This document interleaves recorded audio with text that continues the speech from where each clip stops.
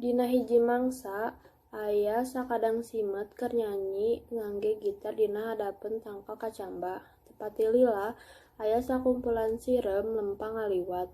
Mareneh arek ka mana?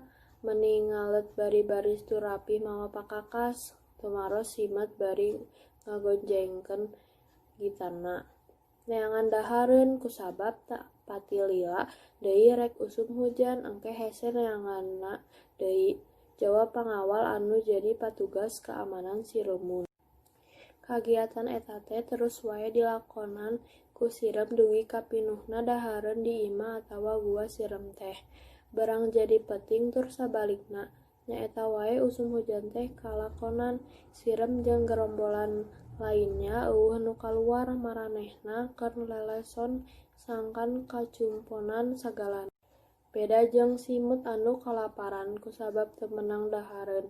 Rek menang kumaha da hiber hese tur leur.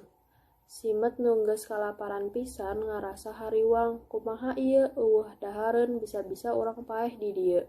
Cok simet ngomong dina hatena.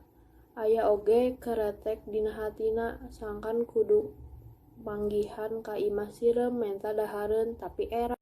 Saking lapar eta manehna maksakeun. Tulung urang lapar teu boga dahareun tulung. Gorowok simet di harapeun lawang imah sirem. Kusabab lapar kacida manehna teu kuat tuluy we pingsan.